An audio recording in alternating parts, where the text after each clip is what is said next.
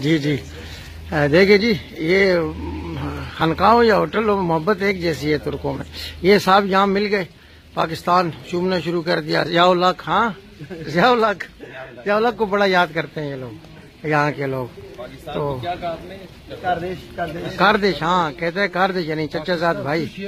हाँ कह रहे हैं पाकिस्तान तुर्किया कारदेश, यानी चचाजाद भाई जो कंधे से कंधा मिला के मुश्किल वक्त में आपसे लड़ता है। ये दरअसल खानका है, ये शेखुल इस्लाम इस्माइल आगा की मस्जिद है।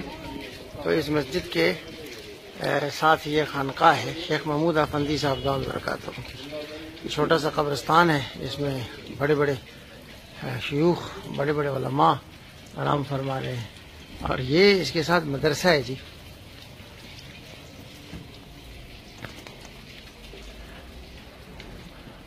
पुराने ज़माने का मदरसा है जिसको अभी नज़रात ने आबाद कर लिया है माशाल्लाह से। तो आज पाकिस्तानी के उलमा की यहाँ हाज़िरी हुई थी। तो जहाँ जाएं बस पाकिस्तानी लिबास हमारी पहचान है, और दुनिया का वाहिद मुल्क है तुर्की जहाँ इस पहचान की बड़ी कदर और कीमत है।